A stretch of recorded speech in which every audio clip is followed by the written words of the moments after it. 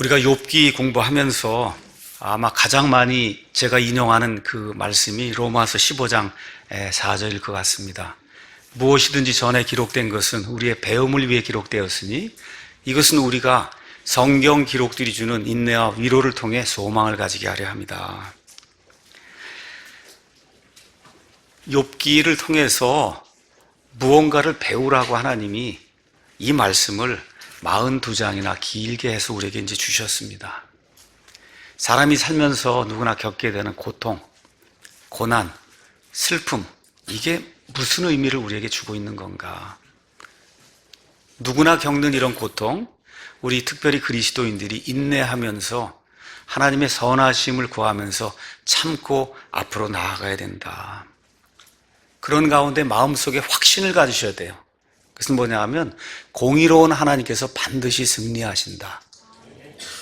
하나님의 손 안에서 모든 것이, 하나님의 주권 안에서 모든 것이 일어나고 있고, 여기 욥기 가서 보니까 마귀가 아무리 노력을 해도 결국 어떻게 돼요? 패망하잖아요. 그렇죠?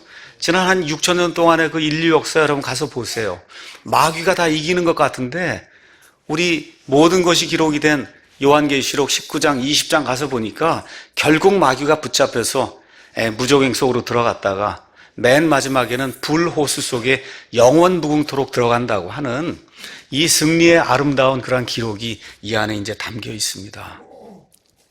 이미 하나님께서 이 승리하셨지만 우리 인간들을 위해서 욥과 그의 세 친구, 그 다음에 또 젊은 친구 하나를 하나님께서 이렇게 도입을 하시면서 이들의 대화를 통해서 하나님이 기뻐하시는 사람, 또 하나님이 미워하는 사람이 어떤 사람인가를 우리 사람들이 시청각 교육을 통해서 볼 수 있도록 이렇게 만들어 주셨습니다. 특별히 하나님이 미워하는 사람을 성경은 위선자라고 이야기합니다.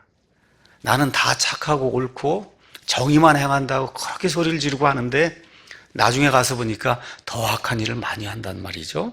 지금 욥의 세 친구들이 욥이 죄가 있다고 그렇게 해서 욥을 정죄하는데 맨 마지막에 하나님이 나타나셔서 이 세 친구들이 죄가 있고 사실은 욥은 이와 같은 일을 당할 만한 그건 죄를 짓지 않았다고 해서 이 세 친구들이 욥에게 가서 화해를 청하고 잘못했다고 하고 이렇게 한 다음에 욥이 이들을 위해서 헌물을 주님께 드리게 될 때 이 세 사람이 용서받는 이런 아이러니가 이 성경 안에 지금 기록이 되어 있는 겁니다. 지난주에는 빌닷 이야기인데 제가 착각을 하고 소발이라고 이야기를 했어요. 어떤 분들이 그거 좀 고쳐야 되는 거 아닙니까? 그래서 제가 원숭이도 나무에서 떨어질 때가 있는데 뭐 그렇게 그냥 그대로 두고 잘못했구나, 잘해야 되겠구나 이렇게 이제 하면 되는 거지 어떻게 하겠느냐 이제 그렇게 했어요. 그래서 지난주 이야기는 소발 이야기가 아니라 빌닷과 그 다음에 욥의 이야기고 오늘 이야기가 이제 소발과 그 다음에 욥의 이야기입니다. 아마 여기 나와 있는 그 사람들 쭉 가서 보면 나이 순으로 아마 이야기를 했던 것 같아요. 그래서 욥의 세 친구 가운데 가장 나이가 어린 이제 소발이 이제 등장을 해서 욥과 논쟁을 하는 그런 내용이 나옵니다. 그 욥에게 이렇게 반박하는 그 내용이 11장에 20절에 이제 기록이 돼 있는데 우리가 이제 다 읽지 않았지만 나중에 이제 가셔서 한번 읽어보시면 이 사람도 똑같은 이야기를 하는구나. 이제 우리가 금방 알 수가 있습니다. 또 말이 길질 않아요. 왜냐하면 앞에 두 사람이 다 이야기한 거, 그거 또다시 얘기하는 거니까 말이 길지 않은데 표독스러워요, 말이. 말이 이렇게 길지 않은데 그 안에 짜증이 들어있고 화가 들어있어요. 그 우리가 이걸 읽어보면 사람이기 때문에 느낄 수가 있습니다. 여러분, 화를 내야 될까요? 안 내야 될까요? 화를 안 내면 사람이 아니에요. 화를 내야 됩니다. 하나님도 화를 내시잖아요. 그렇죠? 화를 내야 돼요. 다만 화를 낼 때와 내지 않을 때를 구분해야 그래야 하나님이 기뻐하시는 그런 그리스도인이 되는 겁니다. 지금 욥의 상태가 어때요? 말 그대로 그냥 처절하잖아요. 만신창이잖아요. 지금 쓰레기 더미에 지금 앉아 있잖아요. 집도에 들어가지도 못하고 이런 상태에 놓여 있는 그 친구를 보고 지금 화를 내고 짜증을 내고 이렇게 이제 한다고 하는 것 자체가 이게 사실은 그 상황에 전혀 어울리지 않는 겁니다. 자, 지금 소발이 11장 20절에 걸쳐서 욥을 이제 논박하는 내용이 그 안에 나오는데 읽어보시면 그 앞에 나왔던 엘리바스와 그 다음에 빌닷의 그 주장을 그대로 되풀이하는 거예요. 1절 가서 보니까 뭐라고 이야기하느냐. 2절에 많은 말에 대해 대답해야 하지 않겠느냐. 내가 왜 이렇게 말을 많이 쏟아놓느냐. 말로 가득한 사람이 의롭게 되겠느냐. 그럼 왜 이렇게 말을 쏟아놓느냐. 여러분, 답답하면 말을 쏟아놔야 되잖아요. 그렇죠? 또 욥이 뭐라 그래요? 이렇게 고통을 당할 땐 헛소리도 한다 그러잖아요. 그렇죠? 이게 나오는 게 자연스럽기 때문에 저와 여러분 이런 걸 보면서 부부 생활을 하든지 아이들과의 무슨 관계를 맡든지 성도들 간의 관계를 맡든지 할 때 무슨 어떤 억울한 일이 있거나 이러면 말이 쏟아져 나올 수밖에 없구나. 근데 그 말에 우리가 초점을 두면 안 되고 그렇게 말을 쏟아내는 그 심정이 얼마나 답답하면 이렇게 말을 쏟아놓을까. 그렇죠? 여기에 초점을 두면 욥을 비난하지 않을 거예요. 근데 욥의 말에 이게 듣는 거를 그걸 아예 포기를 하고 욥은 죄인이고 본인들은 의인이다. 여기에 이제 사로잡혀서 지금 욥을 정죄하는 그런 내용이 나와 있습니다. 심지어 3절에 가서 보니까 지금 욥이 처절한 상태에 있는데 내 거짓말이 사람들을 잠잠하게 했는지 지금 욥이 다 거짓말 한다는 거예요. 그다음 뭐라 그래요? 내가 조롱할 때 지금 욥이 진지하게 자기의 그 모든 것들 지금 표현하고 있는데 거짓말한다 그러고 조롱한다 그러고 그 다음에 4절에 가서 보니까 욥이 하지도 않은 말을 또 갖다 붙입니다. 내 교리는 순수하고 나는 주의 눈에 깨끗하나이다 라고 욥이 이야기했다는 거예요. 이렇게 들으면 너무 고통스럽기 때문에 나는 의롭다, 나는 사악하지 않다, 욥이 그렇게 이야기한 거 사실이에요. 근데 그 이야기가 정말 죄가 하나도 없다는 얘기가 아니잖아요. 말에 뉘앙스가 있는 거잖아요. 상황이 있는 거잖아요. 그렇죠? 뭘 이야기하는 거예요? 내가 죄를 짓는 것과 같은 그 죄인임의 사실이지만 이런 상상도 못할 이와 같은 일, 자녀들이 다 죽도 아내가 그렇죠. 나를 배반하고 저주를 하고 심지어 내가 당해서는 안 될 이와 같은 엄청난 종기가 이렇게 내 몸에 생겨서 기와장으로 북북 이렇게 몸을 긁고 있고 자기 집에도 살지 못하게 좀 쫓겨나서 지금 저 동네 밖에 지금 거하는 이런 거, 이 정도의 심판 받을 정도로 내가 그렇게 악한 일을 하지 않았다. 지금 욥이 그렇게 이제 이야기하는 건데 여기 아주 욥의 가르침이 순수하고 나는 주의 눈에 정말 깨끗해서 죄가 없습니다. 욥이 그렇게 이야기한 적이 없거든요. 그래서 이런 것들을 보면서 저와 여러분이 조금 좀 깨달아야 되는 게 있어요. 말다툼의 원인이 무엇인가? 문제만 이야기해야 되는데 하지도 않은 것들을 가지고 자꾸 했을 거라고 추측해서 이야기하는 거, 이게 지금 문제를 자꾸 일으킨다고 하는, 특별히 부부 싸움을 할 때, 부부가 다툴 때 주로 이런 일들이 많이 나오는 거예요. 성도들이 다툴 때 이런 일들이 많이 나와요. 한 얘기까지만 딱 해야 되는데 그게 아니라 어때요? 한술 더 뜨고 한술 더 뜨고 한술 더 떠서 하지 않은 것까지도 한 것처럼 이야기를 하니까, 그러니까 상대방이 그 이야기를 들을 때 마음의 변화가 이제 안 생기는 겁니다. 자, 그 다음에 이제 소발이 또 뭐라고 얘기하냐. 5절에서 12절에 너는 하나님이란 존재를 전혀 모르는 사람이다. 그렇게 이야기하는 거예요. 7절에 내가 조사한다고 하나님을 찾아낼 수 있겠느냐. 내가 전능자를 완전히 찾아낼 수 있겠느냐. 그렇게 얘기하는 거예요. 다시 말해 내가 내 자신이 죄인이라는 사실도 지금 깨닫지 못하고 있는데 이거 보니 너는 하나님을 모르는 사람이구나. 지금까지 하나님이 이렇다 저렇다 내가 사람들 가르치고 했는데 실제로 가서 보니까 하나님의 지혜의 너비, 깊이, 높이 이런 거 내가 전혀 모른다. 8절 9절에 그것은 하늘만큼이나 높으니 내가 무엇을 하겠느냐. 또 지옥보다 깊으니 내가 무엇을 알겠느냐. 그것의 한계가 땅보다 길고 바다보다 넓은데 내가 말하는 걸 내가 유심히 살펴보니까 내가 아무것도 모른다. 하나님에 대해서 전혀 모른다. 그렇게 이야기하는 거예요. 여러분 이런 말을 하면 반대로 이야기하면 뭐예요? 나는 다 안다는 얘기잖아요. 너는 다 모르는데 나는 하나님의 그 지혜의 너비와 저 밑에 있는 깊이, 그렇죠? 그 다음에 저 높이까지 나는 다 아는데 너는 모른다. 지금 그렇게 이야기하고 있는 거예요. 이게 위로가 안 되는 거예요. 근데 하나님이 나중에 어떻게 하세요? 욥을 책망하는 게 아니라 이 세 사람을 책망하면서 이 세 사람이 죄가 있어서 너희가 회개해야 한다고 하나님께서 나중에 이 세 사람을 책망하는 내용이 이 욥기 후반부에 이제 기록이 되어 있습니다. 지금 욥이 죽을 적인데 이 사람이 또 와서 욥을 자극하는 거예요. 6절에 가서 보니까 뭐라고 돼 있냐. 그런즉 하나님께서 너로부터 내 불법에 상응한 것보다 적게 취하시는 줄 알지니라. 지금 아이들이 다 죽고 재물 다 잃고 지금 종기가 이렇게 생겨갖고 죽을 지경이고 아내가 저주하고 집에서 쫓겨나고 이랬는데 이게 원래 더 큰 벌을 받아야 되는데 하나님이 그냥 요만큼 요거 봐주고 있는 거다. 여러분 이렇게 이게 이해가 되겠어요, 여러분?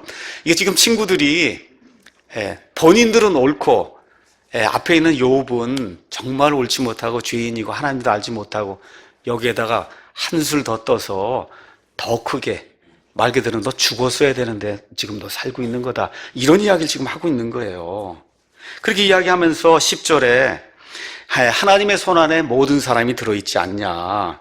11절에 그분께서 허망한 사람들을 아시고 사악함도 보시나니 그런지 그분께서 그것을 깊이 생각하지 아니하시겠냐. 사악한 자도 하나님의 손안에 들어있고 의인도 하나님의 손안에 들어있고 하나님이 모든 걸 다 아신다는 거예요. 근데 욥이 어떤 사람이라고 이야기하느냐. 거기 가서 보니까 12절에 사람이 들나귀 새끼같이 태어날지라도 허망한 사람은 지혜롭게 되고자 한다. 여러분, 들나귀 새끼같이 태어난다는 게 무슨 소리예요? 어리석단 말이에요. 어리석어요. 근데 이렇게 어리석은 사람, 지금 욥을 얘기하는 거예요. 근데 욥이 지혜로운 것처럼 자기를 이렇게 드러내려고 지금 노력을 하고 있다. 그렇게 주장을 하는 거예요. 이거 지금 앞에 사람을 이렇게 놓고 말을 빙빙빙빙 이렇게 돌려가면서, 그렇죠? 이러면서 사람을 지금 놀리고 있으니 욥이 이런 친구의 그 말을 들을 수가 없지 않습니까? 그 다음에 이제 결론이 뭐예요? 13절에서 20절에 아직 희망이 좀 남아있으니까 너 회개해야 된다. 회개해야 된다. 13절 14절에 만일 내가 내 마음을 예비하고 그분을 향하여 내 손을 내밀 때 내 손에 불법이 있든 그것을 멀리 버려서 사악함이 내 장막들 안에 거하지 못하게 해라. 계속 세 명이 똑같은 거 얘기하는 겁니다. 내가 죄가 있고 내가 사악하기 때문에 하나님이 심판 주는 거니까 여기서 벗어나려고 하면 하나님 앞에 죄를 고백하고 그 다음에 하나님 제가 사악한 사람입니다 하고 하나님 앞에 모든 것을 내어놓고 나아가면 15절에 그렇게 하면 내가 흠없이 내 얼굴을 들 수 있다. 그렇죠? 17절에 내 일생이 대낮보다 더 밝게 된다. 그 다음 19절에 내가 누워도 아무도 너를 두렵게 하지 않을 그런 아름다운 일이 생길 테니까 죄를 고백을 하라고 이렇게 회개를 촉구하는 그런 내용이 있는 겁니다. 여러분 살다 보면 이렇게 억울할 때가 있어요.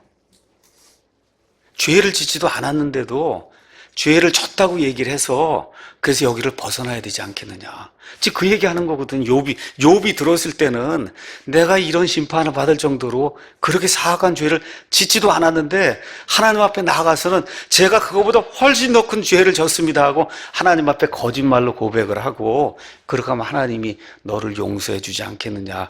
이런 식의 하나님하고 마치 무슨 우리 영어로 얘기하면 딜을 하는 거죠. 이렇게 딜을. 제가 엄청나게 죄를 졌으니 하나님 용서해 주. 여러분 이런 말이 나오겠어요? 그렇게 하지 않았는데. 저도 목회를 하고 여러분도 교회 생활을 하고 성도들 간에 갈등도 있고 다 그래요. 이게 어떨 땐 정말 버섯목이라 이게 뒤집어서 보여줄 수도 없고 이런 일이 있습니다. 그렇죠? 근데 저와 여러분이 확실히 기억해야 될 것이 있어요. 이 땅에서 해결되지 않은 그런 일들이 있습니다. 있어요. 분명히 사람이기 때문에. 그럴 때마다 내 양심을 한번 가셔서 한번 쫙 양심을 한번 좀 생각을 해보시고 이것이 사람 앞에 이게 드러내놓고 보여줄 수가 없는 일이에요. 너무 명백한 일이에요. 어떻게 해야 됩니까? 하나님 앞에 내어놓고, 그렇죠? 하나님 앞에 가면 이 모든 것이 해결될 줄로 믿습니다.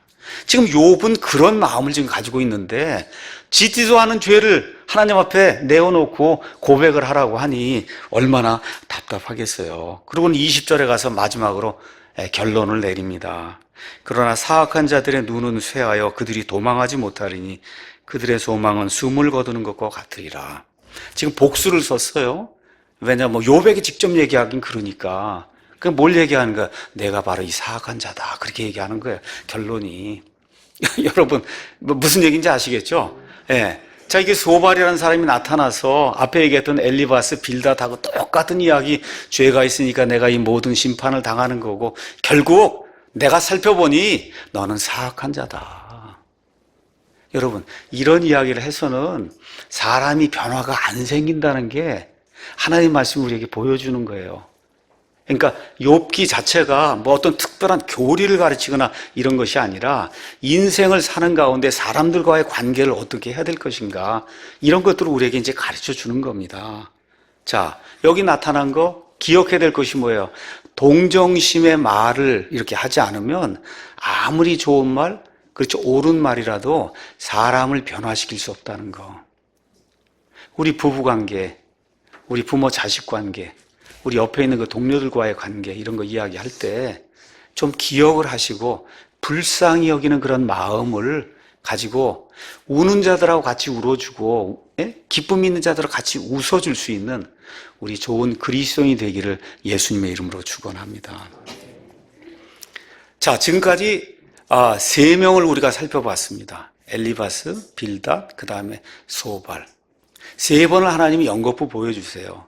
이게 끝난 다음에 두 번이 더 나옵니다. 엘리바스하고 그 다음에 빌닷까지 해서 총 5번의 논쟁이 나오는데, 소발은 이제 할 것도 없을 것 같으니까 더 이상 안 나오고, 엘리바스하고 그 다음에 이 빌닷 이야기하는 것까지 나와요. 이제 지금 3번을 살펴봤어요. 이 3번 정도 이렇게 하나님 보여주시면 그 내용이 무엇인가를 저와 여러분이 깨달아야 돼요. 나만 옳고 남은 다 틀리다. 이걸로 난 인간 사회, 또 이렇게 친구들 간의 우정, 이런 게 유지가 될 수 없다는 걸 지금 우리에게 보여주는 거예요. 한 번도 아니고 지금 자그마치 3번을 보여줬습니다. 우리 교회 생활을 할 때도 교회 안에서도 갈등이 있을 수 있어요.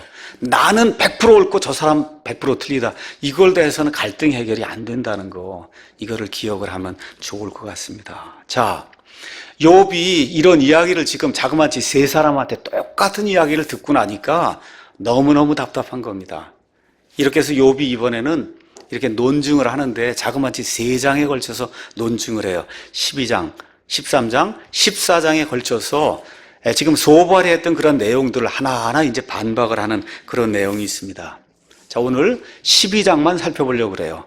그 내용이 그 안에 들어있는 게 너무 풍성하기 때문에 13장, 14장은 이제 다음 주에 이제 가서 살펴보려고 그럽니다. 자, 소발의 그 두 번째 주장 중에 두 번째 주장이 뭐냐 하면, 너는 하나님에 대한 지혜가 없다는 거예요. 하나님을 넌 전혀 모르는 사람이다.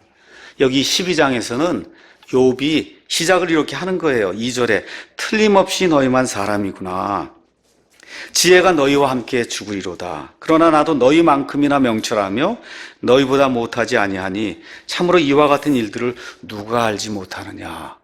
이런 일들을 알지 못하는 사람이 어딨냐 지금 이야기하면서 소발이 내놓은 두 번째 주장, 너는 하나님을 알지 못한다, 하나님에 대한 지혜가 없다, 이거를 지금 반박하기 위해서 12장 내내 어디까지 25절까지 하나님의 지혜와 명철이 어떤 것이고 하나님께서 어떻게 이런 모든 것들을 사람들에게 알려주셨는가.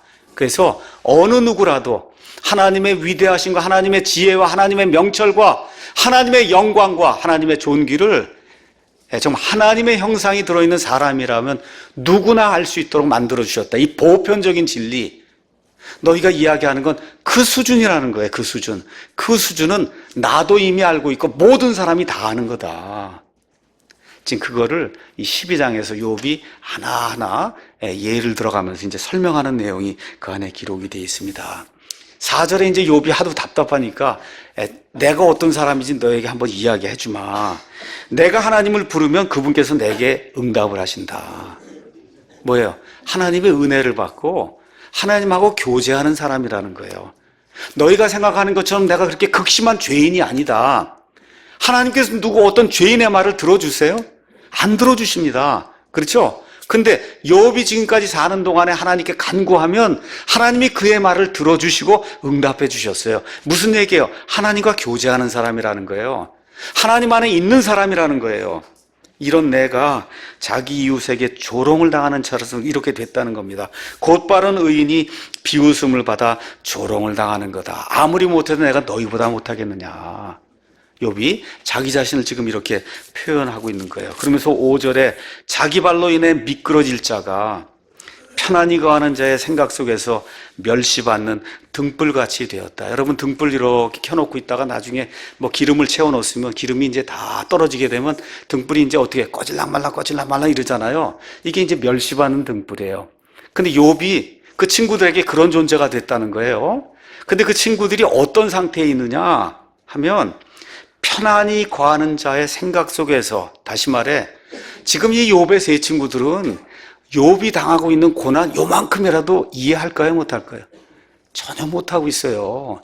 욥이 어떠한 고난을 당하고 이 수치와 모멸을 당하고 있는지 전혀 모르는 그런 상태에서 이러쿵저러쿵 이야기하니 말 그대로 자기 자신들은 저 고상한 천국에 살고 있고 이 욥, 이 사람은 지금 거의 지옥 불속에 들어갈 이런 존재로 이 사람들이 지금 이야기를 하니까 욥이 너무너무 안타까움을 이렇게 지금 표현하고 있는 겁니다.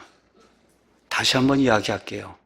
어떤 사람이 고난을 당하고 어려움을 호소하면 이해하려고 저와 여러분이 좀 노력을 해야 됩니다. 이게 그런 상태가 되지 않고 피상적인 이야기 이런 걸로 해서 뭘 자꾸 이야기하고 이렇게 하면 그게 오히려 그 사람에게 독이 되지 전혀 도움이 되지 않는다. 지금 그 이야기를 지금 성경이 보여주고 있는 겁니다. 자, 6절에 욥이 놀라운 이야기를 하는 거예요. 너희 주장은 틀렸다는 사실을 내가 알려주겠다. 강도들의 장막들은 형통하고 하나님을 경노하게 하는 자들은 안전하니 하나님께서 그들의 손에 풍성히 가져다 주시는도다. 욥이 무슨 얘기하는 거예요? 세상의 강도들, 세상에서 악한 자, 일하는 사람들 너희들 보지 못했냐? 뭐라 그래요? 그 사람들이 잘 되고 그 사람들의 아들, 딸이 잘 되고 그 사람들의 사업이 잘 되는 거 너희도 다 보지 않느냐. 근데 이 사람들의 주장은 뭐예요? 악한 자는 사업이 안 되고 그렇죠, 자녀도 안 되고 모든 일이 다 안 된다 하는데 세상을 한번 돌아보란 말이에요.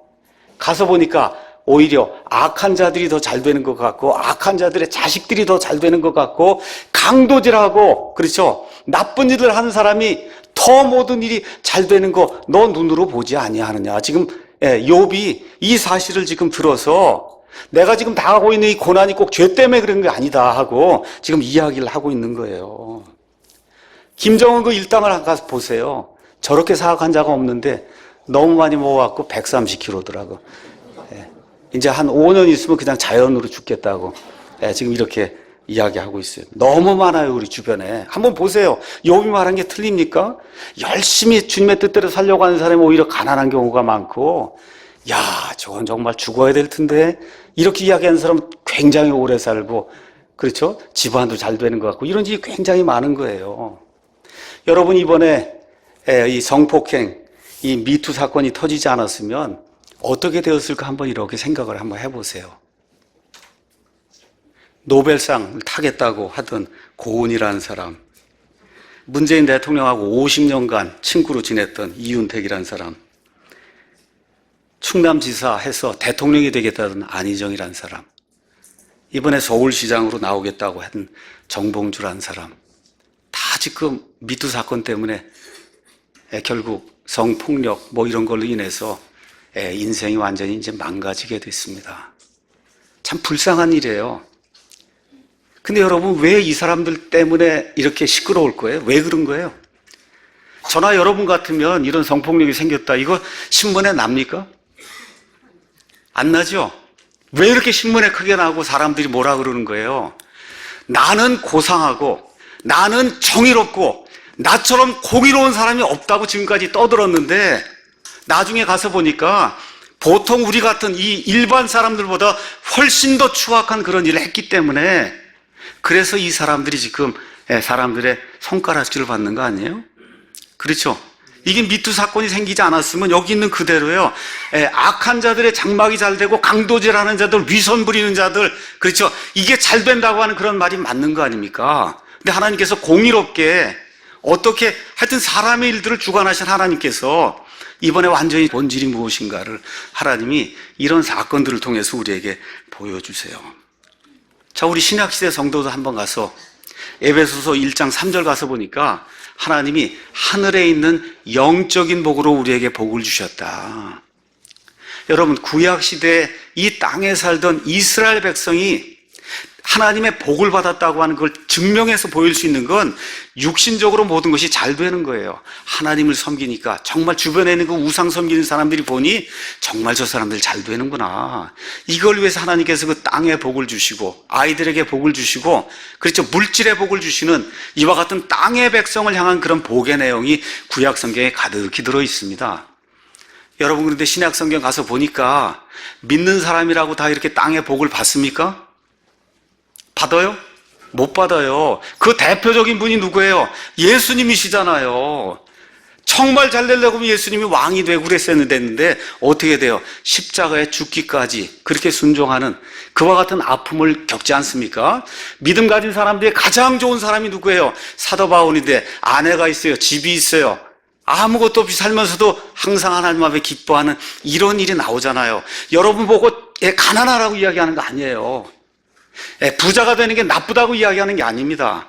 성경이 이야기하는 그런 복은, 우리 특별히 신약시대에 하나님께서 우리에게 주신 복은 하늘에 있는 영적인 복, 하나님의 본성에 참여해서 예수 그리스도의 은혜로 전적으로 내 행위와 상관없이 예수님이 십자가에서 흘려주신 그 피를 의지하고 하나님만 믿고 나아갈 때 우리를 변화시켜 주셔서 하나님의 본성, 디바인 네이처에 참여할 수 있는 이와 같은 복을 주셔서 영원 무궁토록 하나님과 함께 통치하는 이와 같은 복을 하나님이 우리에게 허락해 주신 거예요.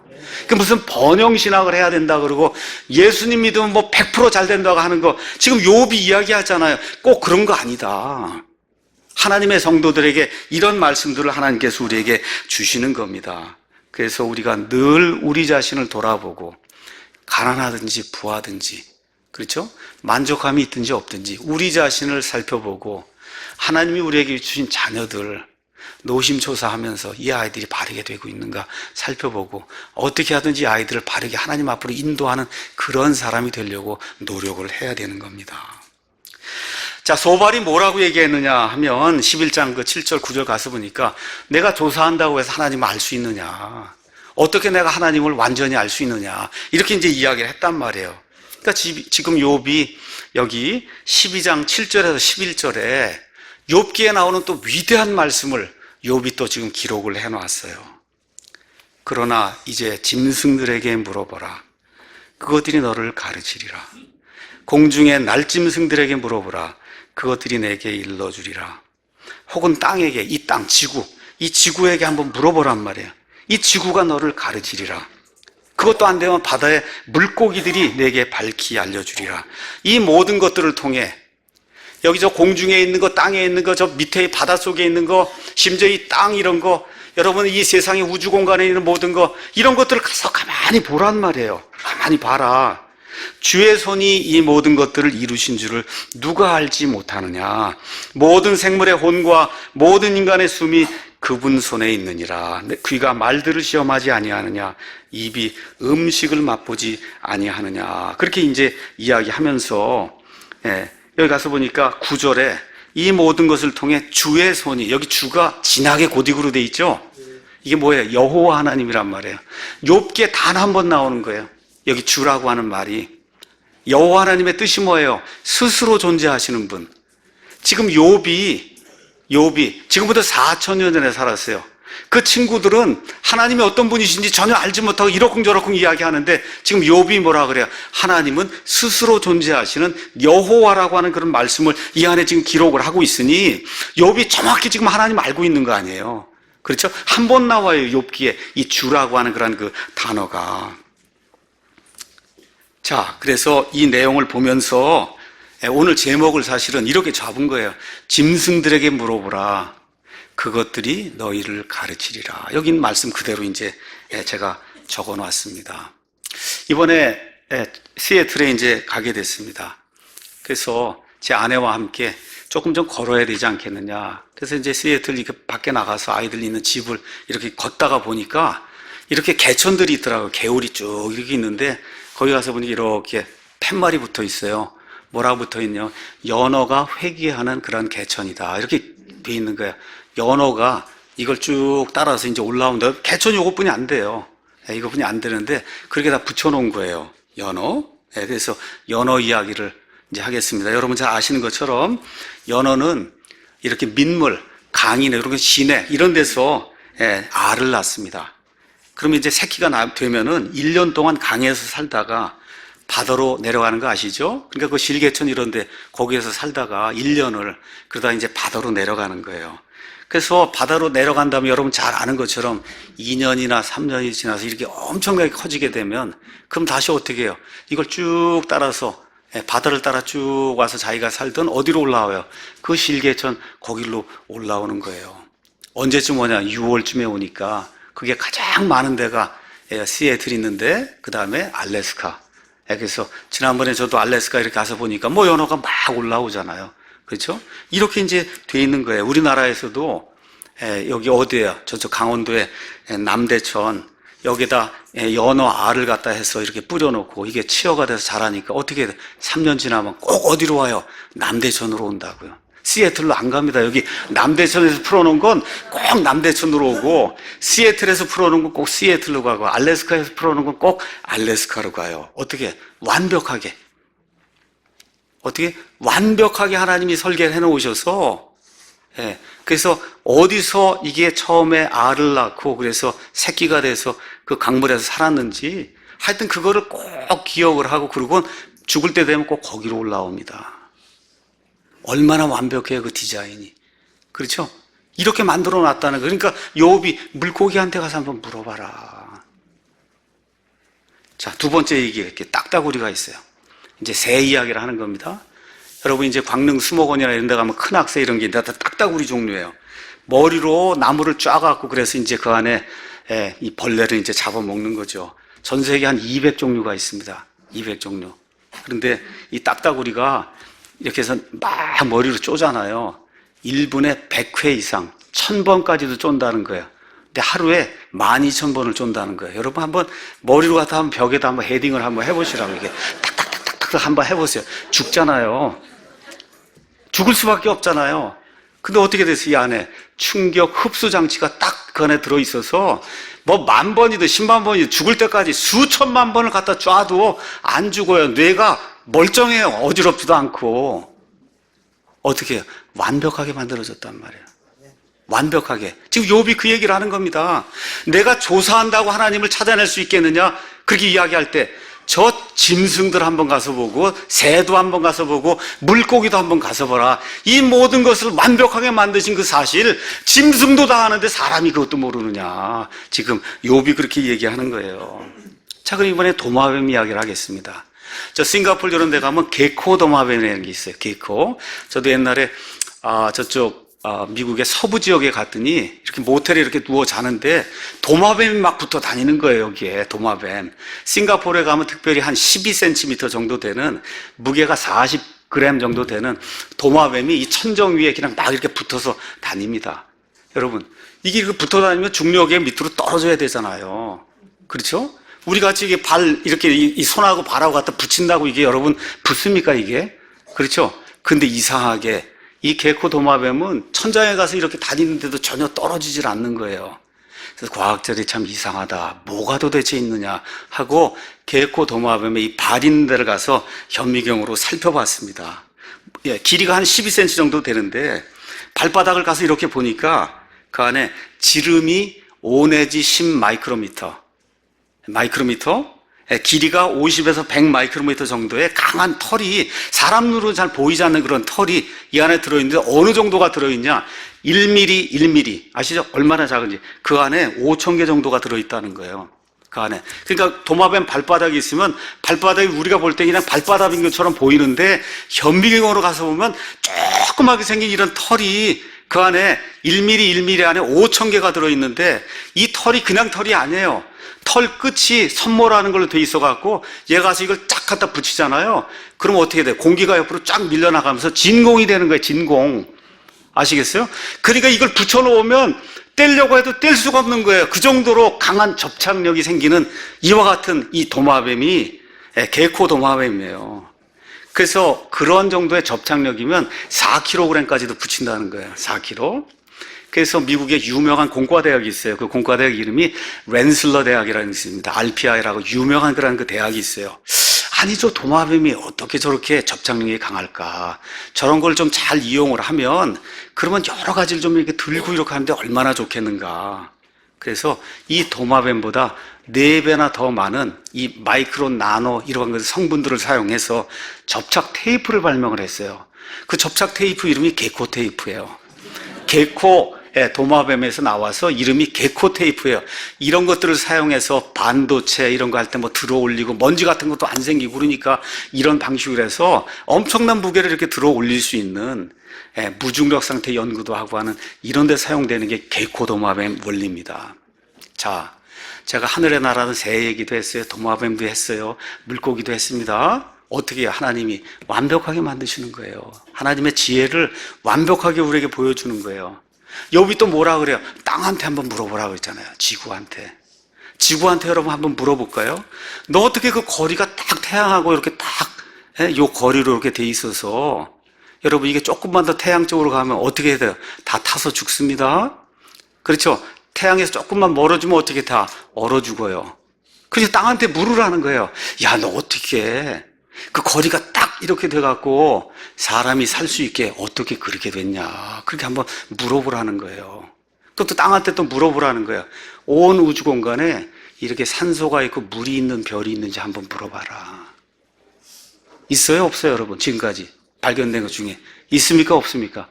지금까지 없어요. 어디에만 있어요? 이 땅에만 있는 거예요. 이 땅에서 한 40km, 50km 저 위로 가면 성층권이 있어요. 성층권에는 뭐가 있어요? 오존층이 있어요. 지구가 이렇게 동그랗게 있으면 40km, 50km 그 위에 지구를 싸고 있는 동그란 주머니가 있어요. 그게 성층권 오존층이에요. 오존층의 두께가 3mm 정도가 돼요. 이 오존층이 없으면 태양에서 오는 이 자외선, UV, 자외선 때문에 저와 여러분이 다 죽을 수밖에 없습니다. 근데 오묘하게도 그 40km 그 상공에 전체 지구를 이렇게 싸고 있는 오존층이 들어가 있는 거예요. 왜 그래요? 하나님이 지혜롭게 사람들이 살 수 있도록 그거를 만들어 두신 거예요. 욥이 지금 그런 이야기를 하는 겁니다. 물고기한테 가서 한번 물어봐라. 짐승한테 가서 한번 물어봐라. 심지어 땅한테 한번 가서 물어봐라. 도마뱀한테도 가서 한번 물어보라는 거예요. 하나님이 얼마나 지혜롭게 완벽하게 이 모든 것들을 만드실 수 있는 그런 권능과 권한이 있으신 분인가. 그래서 11절에 여러분 음식이 맛이 있냐 없느냐 뭐로 알아요? 입으로 이렇게 먹어보면 알듯이 말들을 시험할 수 있는 그 능력, 그걸 뭘? 귀를 통해서 말이 이렇게 들어오면은 시험을 해볼 줄 아는 그런 능력을 하나님이 우리에게 주셨다는 거예요. 여러분, 그래서 듣는 게 중요한 거예요. 믿음은 들음에서 오는 거예요. 보는 거에서 오는 거 아니에요. 마시는 거에서 오는 게 아닙니다. 잘 들어야 된다는 거예요. 입을 가지고 음식의 맛을 우리가 이렇게 느낄 수 있듯이 이 귀를 통해서 우리에게 들어오는 여러 가지 그 말들을 잘 시험을 해서 옳은 걸 정확하게 우리가 판단하고 하나님의 것은 좋다고 해서 받아들여야 되고 아닌 것은 버려야 된다고 지금 욥이 우리에게 이야기하고 있는 겁니다. 그 짐승들도 이렇게 다 모든 것을 알고 있는데 사람들은 뭐라 그래요? 아닙니다. 나는 원숭이에서 나왔습니다. 지금 그러잖아요. 유명하다 그러고 과학한다 그러고 세상에 뛰어난 사람들 가서 한번 물어보세요. 내 할아버지는 원숭이입니다 그러지 않습니까? 그래야 안 그래요 여러분? 그래요. 가서 물어봐요. 옛날 우리 조상이 다 원숭이라고. 이게 얼마나 웃기는 일이에요 여러분. 그 옛날에 누가 그랬어요? 나치의 괴벨슨가 누가 그랬죠? 거짓말은 크면 클수록 사람들이 더 잘 믿는다. 크면 클수록 잘 믿는 거예요. 조그만 거짓말은 잘 안 믿어요. 여러분 원숭이에서 어떻게 사람이 나올 수가 있습니까? 그렇죠? 그래서 하나님께서 뭐라고 말씀하시느냐. 존귀한 사람이라도 깨닫지 못하면 짐승과 같다. 여러분 기억하셔야 돼요. 하나님이 저 안에, 여러분 안에 하나님의 존귀함을 주셨어요. 그런데도 깨닫지 못하면 그러면 짐승과 같다. 간단한 거 두 가지만 이야기할게요. 생명체는 꼭 생명체에서 나오는 거예요. 너무 간단한 거예요. 무생명에서 생명이 나온다는 그거 거짓말이에요. 그거 과학자가 아닙니다. 그거 거짓말하는 거예요. 여러분, 종이 변한다. 그거 거짓말하는 거예요. 아메바에서 나중에 사람이 된다? 그런 새빨간 거짓말이 어디 있습니까? 아무리 과학자가 하버드 대학 어딜 다녔어도 그거 거짓말이에요. 여러분 확실합니까? 예. 하나님의 말씀이 그렇고 세상이 지금까지 종이 변한 게 어디 있어요. 특히 우리가 진리의 영을 소유했어요. 그리스도 안에서. 성령님이 진리의 영이세요. 이런 그리스도인들이 동성애를 지지한다든가, 그렇죠? 종교 통합을 해서 모든 종교에 구원이 있다고 주장한다든가, 공산주의, 사회주의, 이 정부가 옳다고 주장을 한다든가, 인민민주주의 연방제 한다고 하는데 진리의 영을 가지고 있는 사람들이 옳습니다 하고 이거 한다는 거, 그건 넌센스라는 거예요. 그거 있을 수 없는 일이다. 여러분 안에 진리의 영이 들어있으면 입으로 음식을 시험해 보듯이 우리에게 들어오는 매체들로부터 들어오는 모든 것들을 시험해서 옳고 그른 것을 구분할 수 있어야, 그래야 여기 하나님 말씀대로 하나님의 존귀함이 들어있는 사람으로서의 역할을 감당하는 거라고 성경이 우리에게 이야기해 주고 있는 거예요. 자, 그래서 하나님의 지혜와 권능을 욥이 12절에서 25절에 이렇게 이제 표현하고 있습니다. 욥이 뭐라고 이야기하느냐? 12절에 늙은 자에게는 지혜가 있고 많은 날을 산 자에게는 명철이 있다. 참 오랫동안 이 세상을 살면서 여러 가지를 이렇게 보고 이렇게 했으면은, 그렇죠? 그러면 내가 당하는 이 일, 이 답답한 일, 이런 거 누가 판단해 주지 않겠느냐? 욥이 답답한 마음으로 그렇게 이야기하면서 이 땅에는 없다는 거예요. 그래서 욥이 내린 결론이 뭐예요? 13절에 지혜와 힘이 그분께 있고 계략과 명철도 그분께 있다. 사람 가운데는 없다는 거예요. 사람 가운데 없다. 그 이야기하면서 하나님이 모든 것의 주권자가 되셔서 14절, 15절 거기 가서 보니까 그분께서 허무시면 그것을 다시 세울 수 없고 그분께서 사람을 가두시면 열 수 없느니라. 보라, 그분께서 물들을 막으시면 물들이 마르고 또한 그분께서 물들을 보내시면 물들이 땅을 뒤엎느니라. 이 세상에 일어나는 모든 천재지변, 우박이든 지진이든, 그렇죠, 홍수든 해일이든 이 모든 것들이 다 누구의 주권하에서 이루어져요? 하나님의 주권하에서 지금 이루어진다. 이 세상에 진행되는 모든 현상들이 하나님의 주권하에서 이루어진다. 그 이야기하고 16절에서 25절에는 그런 것뿐만 아니라 이 세상에 사는 사람들의 모든 일이 하나님의 이 주권 안에서 이루어지고 있다고 지금 이야기하고 있는 겁니다. 16절 가서 보니까 힘과 지혜가 그분께 있고 속는 자와 속이는 자가 그분께 있다는 거예요. 네, 속는 자와 속이는 자 뿐만 아니라 그분께서 좋은 자들, 뭐 이렇게 좋다 그러고 지혜롭다 그러고 해서 뭘 이렇게 내놓는 이런 모든 사람들, 이들 하나님이 노략도 하시고, 18절 왕들의 결박을 풀어도 주시고 그들의 허리를 줄로 동이기도 하시고 통치자들을 노략하기도 하시고, 그렇죠? 21절에 통치자들에게 멸시를 쏟아 부으시기도 하고 강력한 자들의 힘을 약하게도 하시고, 어둠 속에서 기쁜 것들을 찾아내시고 사망의 그늘을 빛으로 끌어내시며. 이게 무슨 이야기 하는 겁니까?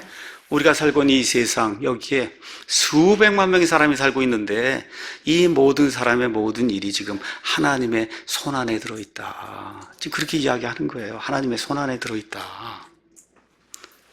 마지막으로 23절에서 25절 가서 보니까 민족들을 흥하게도 하시고 망하게도 하시며 민족들을 크게도 하시고 다시 작게도 하시며 땅에 있는 백성들의 우두머리들의 마음을 빼앗으시고 그들을 길 없는 광야에서 방황하게 하시며 빛이 없는 어둠 속에서 더듬게 하시고 술 취한 사람까지 다 이렇게 사람처럼 비틀거리게 그렇게 만드는 분이 바로 누구시라는 거예요? 하나님이시라는 거예요. 그래서 다니엘서 4장에 가서 보니까 내가 원하는 자에게 왕국의 권세를 주기도 하고 그 사람에게서 빼앗기도 하고, 그게 누구라고 하는 거예요? 그거 하시는 분이 하나님이시다. 지금 그렇게 이야기하고 있는 거예요. 국가들의 흥망성쇠가 하나님의 손안에 달려있다. 지금 우리나라의 흥망성쇠가 여러분 누구의 손에 달려있어요? 김정은의 손에 달려있는 거 아니에요. 트럼프 손에 달려있는 거 아닙니다. 문재인 대통령의 손에 달려있지 않아요. 저와 여러분의 손에 달려있지 않아요. 누구 손에 달려있습니까? 하나님의 손에 지금 달려있어요. 이걸 저와 여러분이 꼭 기억을 해야 됩니다. 며칠 전에 김정은이 트럼프와 5월에 회담을 한다고 이렇게 발표를 했더니 국내 언론들이 와, 정말 이 정부가 엄청 잘한다고 그래서 막 띄우고 그러는데, 여러분 북한에는 아무 소식이 없어요. 북한, 이게 엄청난 뉴스면 북한에서 지금 난리를 쳐야 될 텐데 아무것도 없습니다. 미국 언론 뉴스를 가서 보시면 언론 뉴스의 내용이 뭐야? 아주 차갑고 싸늘합니다. 우리가 생각하는 것처럼 뭐 이렇게 환희를, 이거 아니에요. 정신을 똑바로 차리고 저와 여러분이 이 사태를 좀 봐야 되는 거예요. 미국의 입장이 뭡니까? 25년 동안 속았기 때문에 이제 더 안 속는다. 안 속는다는 거예요. 이렇게 해서 뭘 이야기한 거냐? 5월이 마지막이라고 최후 통첩을 한 겁니다. 최후 통첩. 이게 좋아할 일이 아니에요. 저와 여러분이 잘 상황을 좀 봐야 되는 거예요. 다시 말씀드려, 이 미북 회담 카드는 김정은 일당과 주사파 세력의 독배가 될 그런 가능성이 크다는 사실, 이게 벌써 어제 그저께 해서 계속 뉴스에 나오잖아. 트럼프 한 이후에 곧바로 펜스 부통령이 뭐라고 이야기했습니까? 미국의 입장은 초지일관 똑같다. 앞으로 저와 여러분 이런 단어를 이제 인터넷이나 보시면은 최소한 좀 아셔야 돼요. CVID라고 하는 게 있어요. CVID. 비핵화를 하는데 CVID 조건에서만 비핵화를 한다. 지금 미국이 그걸 주장하는 겁니다. C는 complete, 완전하고, 그 다음에 V는 verifiable. 미국이든 국제원자력협회 거기 가서 보면 분명히 없앴구나. verifiable. 그 다음에 세 번에 irreversible. 지금까지 한다 뭐 여태까지 다 그러고 나서는 다시 되돌려 갖고는 지금 핵무기를 만들었잖아요. 비가역적으로 도저히 다시 핵무기를 만들 수 없는 그런 상태에 이 비핵화래야만, 그래야 회담에 응할 수 있다. 지금 그렇게 이야기를 했어요. 그러더니 어저께 곧바로 또 뭐 어떻게 백악관 대변인 샌더스 대변인이 뭐라 그랬어요? 이런 조건이 만족이 안 되면 회담을 할 수가 없습니다. 지금 그렇게 지금 이야기가 나오는 거예요. 다시 말씀드려, 5월까지 회담을 하려면 첫 번째 어떻게 NPT에 복귀를 해야 되는 거예요. 핵 확산 금지 조약, 거기에 우리가 돌아가겠습니다. 두 번째 뭐예요? 국제원자력기구 IAEA 사철 곧바로 받겠습니다 하는 이런 내용 해야 되고, 모든 핵무기 어디 있는지 다 내놔야만, 그래야 회담을 할 수 있다는 겁니다. 자, 이게 김정은에게 엄청난 독배가 되는 겁니다. 지금까지 어떻게 했어요? 이 핵무기를 개발해서 미제 승냥이들 다 잡아 죽이고 이렇게 이제 했는데, 갑자기 이제 핵무기를 다 내준다고 하면 북한 내부 체제에 엄청난 동요가 이제 생길 거고, 반대로 지금까지 했던 것처럼 거짓말로 미국을 또 속이려고 그러면 미국이 절대 안 넘어갑니다. 지금 이 시대에. 그렇죠? 그러니까 미국으로서는 지금까지 가졌던 호재 중에 가장 큰 호재를 만난 거예요. 가장 큰 호재. 그 호재가 뭐예요? 이제 비핵화 한다 그랬잖아요, 여러분. 안 하면 어떻게 해요? 북복해도 되잖아요, 이제는. 그렇죠? 본인이 하겠다고 해서 그렇게 했는데 안 하면 이제는 전쟁을 일으켜도 다 명분을 지금 쌓아놓은 거예요. 그 다음에 더 좋은 게 뭐 있어요? 여러분, 비핵화 하는데 돈 안 달라고 그러겠어요? 그 돈은 미국이 줍니까? 대한민국이 줍니까? 그래요. 그러니까 미국은 하나도 믿질 것이 없는 장사가 된 거예요. 어떻게? 비핵화는 한다 그러지. 거기 필요한 돈은 대한민국이 주는 거지. 그렇죠? 뭐 믿질 게 하나도 없잖아요. 안 하면 가서 북폭을 해서 끝내면 끝나는 거고. 지금 상황이 지금 이렇게 돌아가고 있는 겁니다. 자, 김대중 정부가 있었습니다. 노무현 정부가 있었어요. 이번에 문재인 정부가 있습니다. 어떤 사람이 그 얘기를 이렇게 이야기하더라고요. 한 번 속으면 속인 자가 나쁘고, 두 번 속으면 속은 자가 미련한 거고, 세 번 속으면 속은 자도 공범이다. 그렇게 이야기를 하더라고요. 이런 것들 좀 기억을 하시면서 하나님의 손 안에 우리나라의 운명이 지금 달려있다. 저와 여러분이 할 일이 뭐가 있어요? 기도 외에는 아무것도 없습니다. 기도밖에는 하나님의 마음을 돌리고 이 백성의 마음을 돌릴 수 있는 길은 기도밖에 없어요. 저 김정은이 마음 돌리고 우리나라 정부의 마음을 돌리고 이렇게 해서 자유민주주의 시장경제체도 이걸 통해서 자유롭게 통일할 수 있는 그런 길 마련하는 건 기도밖에 없습니다, 여러분. 다른 사람들이 뭐라고 이야기해도 우리 사랑 침례교회 400~500명 여기 형제 자매들이 기도해야 되는 거예요. 기도해야 되는 겁니다. 국가 관련해서 하나님께 기도해야 돼요. 70년간 하나님이 은혜롭게 정말 비상한 것과 같은 이 은혜로 저와 여러분 먹여주셨다는 사실을 먼저 인정을 하셔야 돼요. 가장 가난한 국가에서 가장 살기 좋은 그런 나라로 하나님이 강권적으로 만들어주셨구나. 그거 저와 여러분이 인정을 해야 되는 겁니다. 그 다음에 뭘 인정해야 돼요? 그 은혜에 합당하지 못하게 살았습니다. 저와 여러분이. 하나님께 그 내용을 이야기해야 되는 거예요. 그 결과 김일성 주사파들이 고개를 뻣뻣이 들고 이 세상 모든 것을 주관하는 이런 세상을 우리가 만들어 놨습니다. 하나님 앞에 어떻게 해야 돼요? 미안합니다. I am sorry. I feel very sorry. 정말 죄송합니다. 하나님이 주신 이런 것들 지키지 못한 거 정말 죄송합니다. 우리 아이들 정신교육 시키지 못한 거 정말 죄송합니다.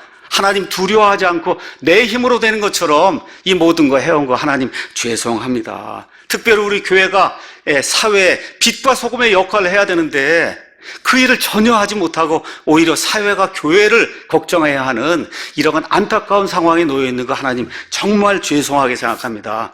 여기서 먹고 사는 거 다 잘하면서 북한에 저 굶어 죽어가는 2,500만 그 동포의 그 아픔, 요비 당하는 그런 아픔 이 세 친구가 겪지 못했잖아요. 전혀 동감하지 못했잖아요.